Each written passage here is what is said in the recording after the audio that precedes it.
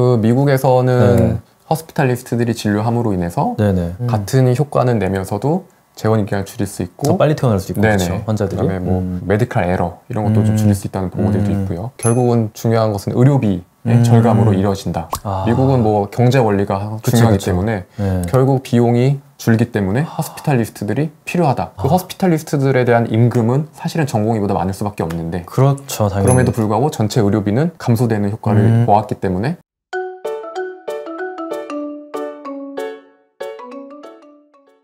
안녕하세요. 대한내과학회 공식 유튜브 채널 속닥속닥인데요.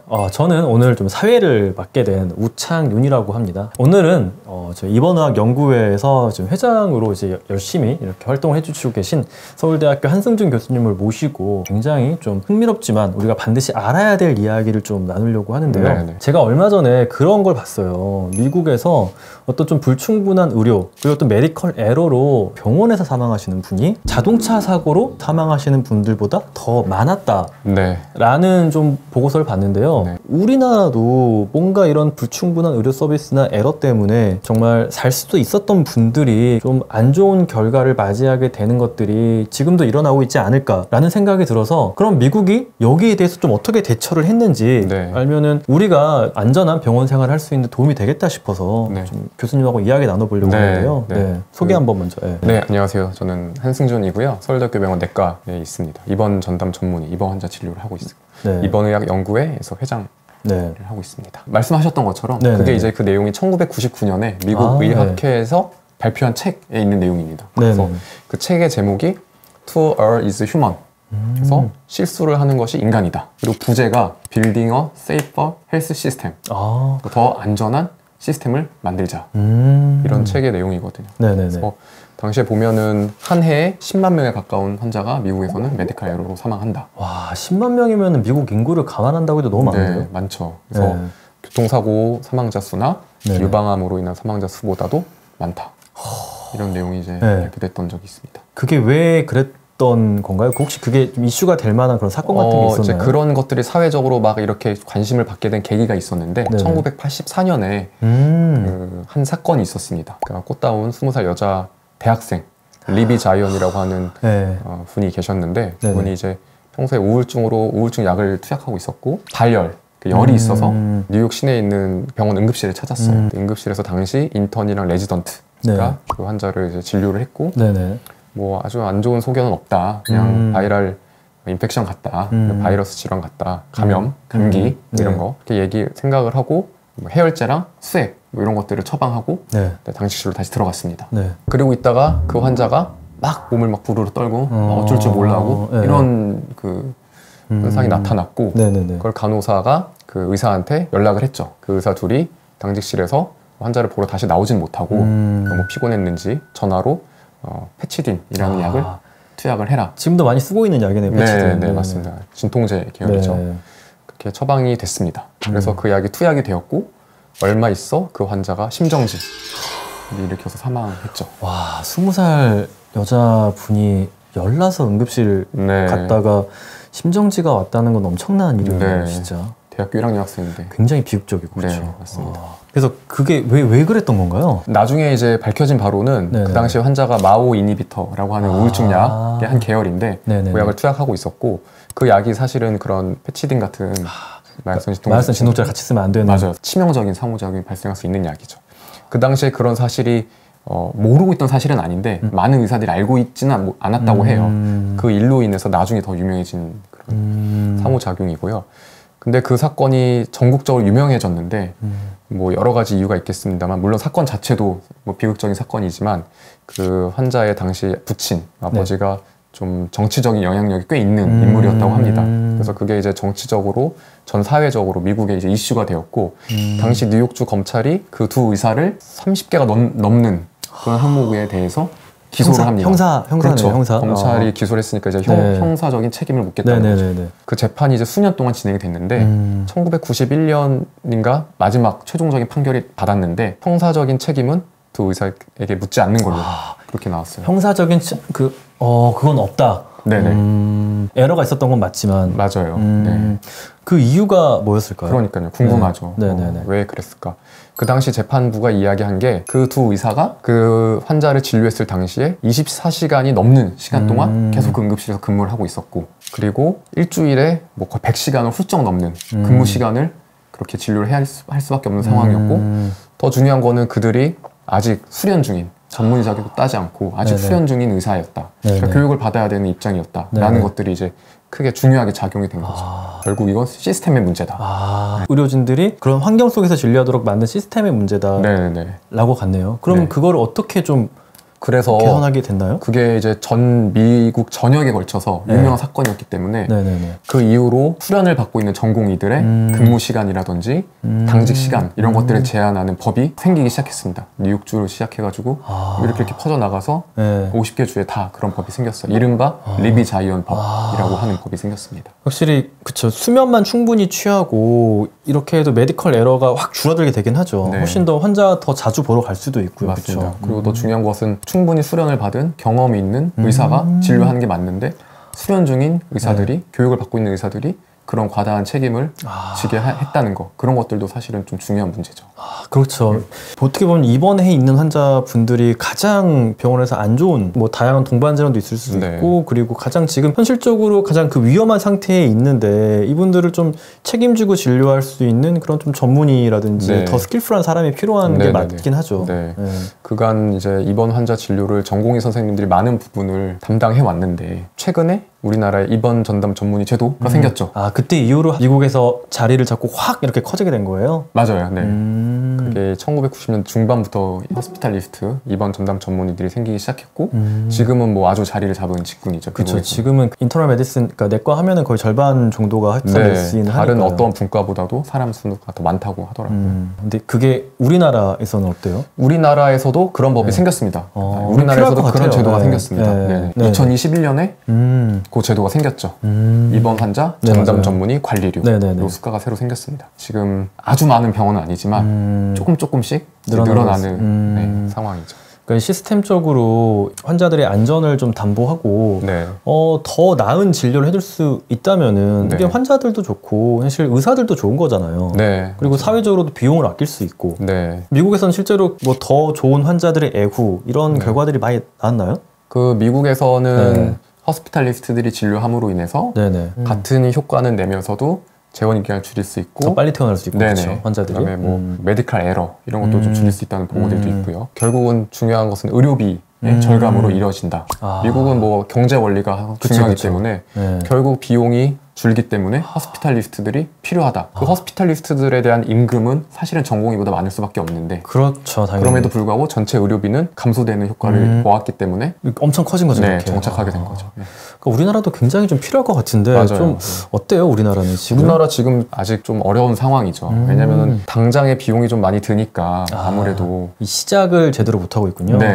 당장에 많이 비용이 들기 때문에 제도적으로도 그렇고 병원 입장에서도 그렇고 호스피탈리스트를 고용하는 거에 있어서 조금 어려움이 있고, 또 지원하려는 분들도 그렇게 많지가 않으신 것 같아요. 그 이유를 생각해보면 전공의 때 입원 환자 진료를 너무 힘들게 하셨기 때문에 입원 환자 진료가 생각만 해도 너무 힘든 거예요. 약간 PTSD 같은 느낌인가요? 그거를 내가 앞으로 평생 한다고? 못해 이런 분들이 너무 많으신 거예요.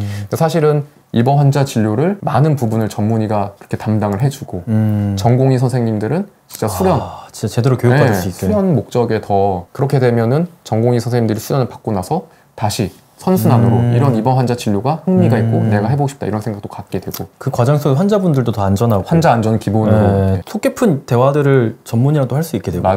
그렇죠. 그게 참 필요할 것 같은데 맞습니다. 근데 좀 여러 가지 오해들이 있는 것 같아요. 입원 전담 전문의, 뭔가 전문의가 대학병원이나 뭐 여러 병원에서 입원 환자를 본다, 이게 비용적인 생각을 항상 하시는 것 같고, 막 제가 이런저런 검색을 해봐도 막 너무 많은 연봉 받는 거 아니냐, 돈 준다고 해도 안 오는 거 아니냐, 이런 이야기들 많잖아요. 그런 기사 많죠. 그래서 저도 어디 가면은 그 연봉 얘기를 꼭 누군가 물어봅니다.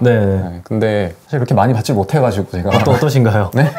물어보신 거예요? 그래서 많이 못 봤습니다. 많이 안 봤고 저는 이제 솔직히 말씀드리면은 제 연배에 저랑 비슷한 연배에 있는 다른 선생님들이랑 뭐 크게 차이 없는 것 같아요. 비슷한 것 같아요. 뭐. 그러니까 그 대학병원에 있는 보통 조교수. 네네네. 뭐 저도 그렇거든요. 그냥 조교수 레벨의 그 월급 받거든요. 그 우리 기사에 보면은 뭐 몇 억을 연봉으로 제시해도 고용을 못했다 이렇게 했는데 그럼 반대로 그러면 지금 현재 일하고 있는 사람들은 그거보다 더 많은 연봉을 받기 때문에 일을 하고 있는 것이냐 아니면 그때 그 병원들이 제시했던 연봉보다 더 낮은 금액을 제시하는 병원들은 입원 전담 전문의를 절대 뽑지 못하는 것이냐 그거 아니거든요. 그렇죠. 네네. 네. 왜 그럴까요? 근데 가끔씩 정말 제가 보기에도 깜짝 놀랄 만큼 연봉이 적어져 있는 그런 기사들이 있더라고요. 네. 입원 전담 전문의 할 때. 저는 훨씬 그것도 못 봤거든요. 왜 그런 곳에 가끔 그렇게 그런 구직이 떴던 걸까요? 만약에 그러면은 진짜 그렇게 연봉을 많이 주는 병원이 있다. 옮기시고 싶은 생각이 있으세요? 의료라는 게 정말 제대로 된 그런 뒷받침되는 서비스가 없으면은 특히 입원 환자 보는 건 굉장히 위험하거든요. 맞아. 일단 24시간 내가 뭔가 해야 될 수도 있고 그리고 그 안에 일어나는 에러들이 온고지 나의 책임인데 뒷받침된 시스템이 없으면은 오히려 입원 전담 전문의를 하는 목적이 더 나은 의료를 제공하고 메디컬 에러를 줄이기 위함인데 메디컬 에러가 언젠간 날 수밖에 없는 상황 속으로 나를 몰아넣어 가면은 결국에는 오히려 제가 예전에 그 레지던트과 인턴쌤이 했던 그런 메디컬 에러를 누군가에게 하고 정말 그 치명적인 결과로 형사고소가 될 수도 있는 그런 상황이 될 수 있기 때문에 좀 그런 안정성을 좀 보는 것 같아요. 그리고 이 어떤 병원이나 시스템이 이 제도를 만들기 위해 진심인가 아니면은 그냥 잠깐 뭔가 입원 환자 공백이 생기니까 여기 잠깐 엄청난 과도한 책임을 묻기 위해서 그냥 부르는 건지 이런 생각들을 하게 되는 것 같아요. 구인을 하는 병원 입장에서 지금 우리가 부족한 당직 업무 입원 환자 진료 업무를 그냥 맡길 만한 그냥 노동력으로만 생각하고 뽑으려고 접근을 하면은 잘 안 되는 것 같아요. 그 일을 하실 분들한테 비전을 제시하고 그런 것들이 필요하죠. 그래서 저희가 입원의학 연구회에서 2020년이랑 2022년에 두 차례 설문조사, 해운대성 설문조사를 했는데 그 설문조사 결과를 제가 좀 말씀을 드리겠습니다. 대한내과학회 지금 영문저널에 올해 발표가 됐는데 거기 보면은 입원 전담 전문의를 앞으로 계속 하고 싶냐 아니면 이제 그만할 거 혹은 아직 모르겠다든지 그렇게 두 구로 나눠봤더니 계속 하고 싶다고 대답한 분들과 모르겠다 혹은 안 하겠다고 대답한 분들 그 두 그룹 간에 이제 여러 가지를 비교해봤거든요. 뭐 연봉부터 시작해가지고 처우 뭐 여러 가지 비교했는데 연봉에 있어서는 차이가 없습니다. 연봉 더 많이 받는 분들이 더 하겠다 뭐 이런 거 없어요. 그런 거 없고요. 가장 통계적으로 크게 차이가 났던 항목이 교원. 교원으로서 안정성이구나. 임용될 그러니까 가능성. 그러니까 이미 교원으로 임용된 거 말고 그런 분들은 아직 많이 안 계시니까 교원으로 임용될 가능성이 있냐라는 질문에 계속 하겠다고 답한 분들은 한 38%가 나는 그런 가능성이 있다. 병원에서 그렇게 나는 이야기를 들었다. 그런 상황에서 나는 일을 하고 있다. 안 하겠다, 모르겠다 대답한 분들은 9%밖에 없었어요. 그런 얘기를 들은 분들이. 그리고 그 외에 이제 여러 가지 항목들, 통계적으로 유의한 차이가 있었던 항목들을 보면은 보통은 좀 교육자로서의 역할을 부여받고 또 교육자로서의 지위를 좀 인정을 받는 이런 항목들에서 긍정적으로 답한 분들이 계속 하겠다라고 했던 것으로 나타났습니다. 역시 내과 의사들 낭만이 좀 있네요. 그런가요? 네, 좀 낭만이 있으신 것 같아요. 네. 그게 결국은 돈을 얼마 받는 것도 물론 아주 중요하지 않은 문제는 아니지만 그쵸. 내가 이 일을 하면서 심리적으로 만족을 느끼고 계속 내가 이걸 더 열심히 하겠다 이걸 더 해봐야겠다 이런 동기 부여가 되는 것은 그런 인정이거든요. 주변 의료진으로부터 이번 환자 진료는 너희네가 전문가야.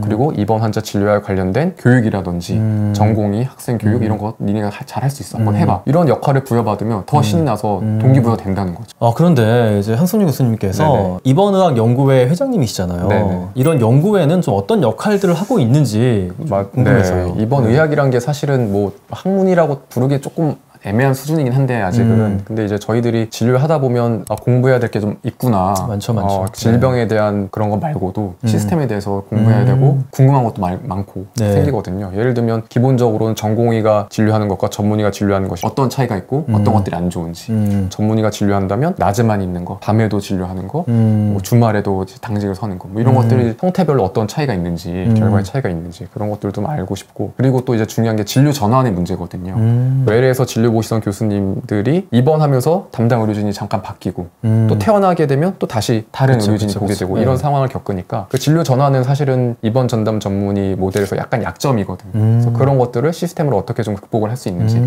뭐 공부할 게 진료를 하면서 한 분 한 분 환자분을 볼 때마다 이게 이렇게 되면 좀 더 좋지 않을까? 이게 안 좋네. 이런 게 생길 때마다 너무 많거든요. 시스템적으로 어떻게 극복해 나갈 것인가. 그런 것들에 대해서 연구를 자꾸 독려하고 그런 지식이나 뭐 노하우 혹은 이제 연구 결과 그런 것들을 이제 서로 나누는 그런 일이 이제 기본적으로 연구의 일이고요. 그다음에 좀 추가로 말씀드리면은 지금 현재 입원 전담 전문의 채용 과정이 이제 원활하지 않고 조금 쉽지 않잖아요. 그동안 맞아요. 대학병원이 사실은 채용하는 과정이 전공의를 뭐 이렇게 모집하는 거 말고는 교수진을 채용하는 것은 사실은 뭐 이렇게 시스테매틱한 그런 건 없었잖아요. 근데 이제 다량의 이제 전문의를 채용해야 되는 상황이 됐기 때문에 그런 것들이 지금 좀 자리를 못 잡고 있는 것 같은데 그런 채용 정보라든지 이런 것들이 오고 갈 수 있는 장도 저희들이 좀 제공을 해드리면 좋지 않을까 이런 생각도 앞으로 좀 하고 있습니다. 앞으로 이 부족한 시스템을 만들어가고 채워나가는데 굉장히 큰 역할을 하셔야 될 것 같네요. 그럴 것 같아요. 부탁드리겠습니다. 같이 하실 부탁드리겠습니다. 같이 하시고요. 그다음에 그래서 이제 보시는 분들한테 네네네. 혹시 이제 입원 전담 전문의에 대해서 조금이라도 관심이 있고 하시면은 저희 이제 입원의학 연구회 홈페이지 있거든요. 네네네. 거기 회원으로 가입을 해주시면 좋겠습니다. 준회원은 이제 무료로 가입할 수 있고 네네. 준회원은 전문의가 아니어도 뭐 누구든지 가입을 하실 수 있거든요. 네네네. 가입하셔서 이런 뭐 소식도 좀 이렇게 넘어서 보고 또 뭐 채용 공고나 이런 것들이 있으면 좀 정보도 얻어가시고 또 전문의 분들께서는 정회원으로 네네. 가입을 하실 수 있어서 정회원 가입하시면 뭐 아주 우리가 아직 사업을 아주 이렇게 많이 못하지만 뭐 연구비, 그다음에 뭐 해외 학회 지원 이런 것들도 좀 사업을 하고 있으니까 네, 맞아요. 정회원 가입해 주시면 더 좋고 네네. 준회원이라도 가입해 주셔서 저 관심을 가지고 이 시스템이 어떻게 돌아가는지 알게 되면은 맞아요. 정말 기여할 게 많은 필드잖아요. 그렇죠. 네. 저희가 첫 시범 사업 시작한 지 벌써 8년이 됐지만 아직도 사실은 걸음마 단계인 것 같아요. 아직 할 게 너무 많고. 맞아요. 근데 이제 우리들이 하는 사람들이 스스로 이걸 해나가야 되는 게 결국 그런 문제이기 때문에 아직 제도 초기라서 지금이라도 시작하시는 분들은 입원 전담 전문의 혹은 입원 의학의 리더로서 앞으로 자신의 커리어를 창의적으로 좀 더 다이나믹하게 커리어를 좀 디자인할 수 있다. 그래서 그런 것들이 조금 만족감도 되고 좀 동기부여도 되기 때문에 맞습니다. 그런 것들에서 좀 만족을 느끼시는 분들은 또 할 만한 분야다. 라고 저는 말씀을 드리고 싶습니다. 굉장히 좋은 이야기네요. 그러니까 이게 시스템적으로 뭔가 이 입원 환자를 보는 어떤 전문가들이 굉장히 필요하잖아요, 지금. 네. 왜냐면 공백이 자꾸 생기고 있거든요. 맞아요. 입원 환자 진료에 있어서. 네. 그리고 입원 진료 시스템을 개선해 나갈 전문가도 또 필요해요. 그렇기 네, 때문에 네. 그런 역할의 어떤 중추적인 역할을 이제 이런 입원 전담 전문의들이 해주면서 네. 또 그 노하우를 많은 다른 의료진들과 나누고 네. 또 교육을 하고 하면은 그 개인은 보람을 느끼고 사회는 더 안정된 시스템을 네. 갖춰가는 거니까 그런 선순환이 좀 일어날 수 있으면 좋겠네요. 맞습니다. 진짜. 선순환이 돼야 될 것 같아요. 일단은 입원 전담 전문의가 조금 자리를 잡아서 전공의 수련도 좀 정상화하고 다른 기존의 교수님들, 스페셜리스트들 이분들이 뭐 외래 진료, 연구, 못해요, 입원 못해요. 진료 이거 다 하면 사실은 제 동기들도 이제 그 스페셜리스트 교수하는 동기들 보면은 너무 진짜 너무 힘들어요. 너무 힘들어 하거든요. 그러니까 사실 그 의사가 그렇게 힘들다는 거는 사실 환자분들한테도 되게 맞아요. 안타까운 네. 일이고 네. 그 의사한테도 되게 안타까운 그럼요. 일이잖아요. 네. 예. 그래서 그분들이 정말 자기가 보는 그 질병에 대한 연구라든지 그 환자들 진료, 외래 진료 이런 데 좀 더 집중을 하고 그리고 입원 환자 진료, 입원 환자 여러 가지 문제에 대해서 이제 매니지하는 것은 입원 환자를 보는 전문의들이 하게 되면은 결국은 초반에 그 전문의들 뽑기 위한 비용은 좀 들겠지만 맞아요. 길게 보면은 그러니까 훨씬 좋을 것 같고 우리나라가 전 정말 의료 강국이 될 수 있을 것 같아요. 그러면 맞아요. 왜냐면은 지금 우리나라가 굉장히 의료적으로는 좋은 퍼포먼스를 내고 정말 똑똑한 인재들이 여기 들어와 있거든요. 사실 세상에서 가장 중요한 것 중에 하나가 사실 의학이에요. 네, 여기에 대해서도 우리가 어떻게 보면은 세계를 좀 끌고 나갈 만한 그런 역량은 있는 것 같은데 네. 이런 의료진들이 그 역량을 끌고 나갈 곳에 집중할 수 있는 시스템이 지금은 좀 부족하잖아요. 왜냐면 해야 될 게 너무 많으니까 이게 좀 치고 못 나가는 것 같거든요. 맞아요. 실타래가 좀 엉켜있죠 지금. 네, 엉켜 있어서 그러다 보니까 이 환자에 대한 진료도 실제로 병원 내에서 우리가 진짜 할 수 있는 것 최선의 진료를 주고 있냐? 아니라고 생각하거든요, 솔직히. 그렇게 하려면은 진짜 개인 생활이 완전히 없어질 만큼 그렇게 해야지만 그런 것들이 유지가 되는 상황이니까. 지금은 근데 개인 사례 없어져도 진짜 쉽지 않을 것 같아요. 그냥 절대적인 시간 자체를 쓰기가 너무나 해야 될 것들이 지금 맞아요. 의료진들에게 많기 때문에 진료에 충분한 시간을 쓸 수 있어야 일단은 그 다음에 뭔가 이 퀄리티도 우리가 다시 따질 수 있는 거잖아요. 근데 이 시간 자체가 지금 너무나 부족하기 때문에 이런 좀 제도적인 개선으로 입원 전담 전문의 제도가 자리를 잡으면 너무 좋을 것 같아요. 그러니까 병원 경영에 이제 관련이 있는 분들께 그런 입원 전담 전문의가 결국 지금 제도적으로 뭐 유인책이 많기 때문에 뽑을 수밖에 없는 상황이긴 한데 뽑을 때 조금 시선을 좀 길게 비전을 좀 길게 두고 그렇게 커리어를 만들 수 있는 사람들을 뽑고자 한다면은 연봉 얼마 더 준다고 오는 게 아니거든요. 이미 그렇게 해서 실패 사례가 많이 있기 때문에 그래서 뭐 그런 게 좀 필요하지 않을까 생각을 합니다. 저희가 지금 그 미국에서 아주 끔찍했던 그 메디컬 에러에서 미국 사회는 어떤 식으로 대처를 했는지 그거를 개인의 책임으로 묻지 않고 정말 시스템 개선으로 해서 이런 하스피탈 메디슨이라는 새로운 영역을 만들고 실제로 이걸 바탕으로 그 제2, 제3의 어떤 그 희생자가 나오지 않도록 했잖아요. 이런 것들을 우리가 좀 멀리서 보면서 우리가 앞으로 나아가야 할 방향에 대해서 내과 의사들 그리고 이제 이걸 보시는 또 많은 이제 시청자분들이 좀 고민을 하고 다 우리 일이잖아요. 결국 우리는 언젠가 병원에 입원을 하게 될 거잖아요. 저도 언젠가 환자가 될 그러니까요. 거죠. 우리 모두가 그렇게 될 텐데 이번에는 내가 사실 살면서 가장 아플 때잖아요. 그럴 때 나를 좀 전담으로 나에게 충분한 시간을 써줄 수 있는 이런 믿을 만한 의사가 있으면은 저 정말 좋겠다고 생각을 해요.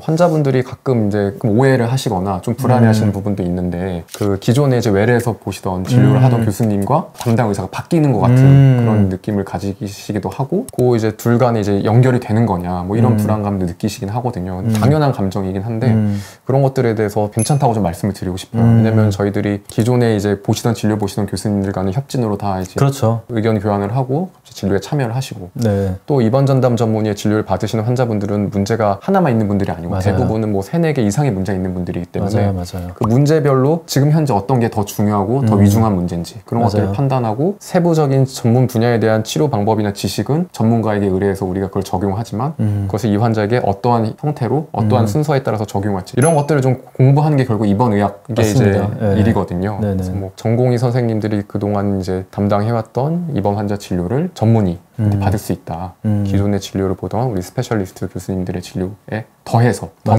대체하는 개념이 아니라 더해서 이번 기간 중에는 다른 문제들이 얼마든지 생길 수 있기 때문에 그런 개념으로 받아들이시면 선택 안 할 이유가 없거든요. 만약에 나한테 선택할 기회가 있다면 내가 환자인데 입원 전담 전문의의 진료를 받을 수 있는 것을 선택할 수 있는 기회가 있다면 당연히 이쪽을 선택 미국이 그쪽으로 갔잖아요. 엄청난 의료비를 처음에 지출하면서도 근데 그게 결과가 훨씬 좋았다라는 게 지금 나온 데이터거든요. 우리나라도 지금 더 환자분들의 어떤 체류 기간이나 어떤 뭐 여러 지표들이 더 좋다라는 데이터들이 나오고 있으니까 그래서 이거는 진짜 우리 사회가 조금 더 관심을 가지고 끌고 가야 될 어떤 그런 이슈가 아닐까 싶고 많은 이제 대중들 그리고 많은 의료진들이 좀 관심을 가지고 봐야 될 부분인 것 같아요. 가장 그 병원에서 정말 제대로 된 진료가 필요하신 분들을 위해서 정말 우리가 최선의 진료를 하고 있는가에 대한 고민 그리고 이 시스템을 어떻게 끌고 갈 것인가 이 시스템을 그러면 누가 주체적으로 끌고 갈 것인가 해야 될 게 너무 많거든요. 지금 여기에 좀 관심을 많은 분들이 가졌으면 좋겠습니다. 하여튼 저희는 이렇게 좀 이야기 나눠봤고요. 다음에 더 좋은 컨텐츠로 돌아오도록 하겠습니다. 감사합니다. 고맙습니다.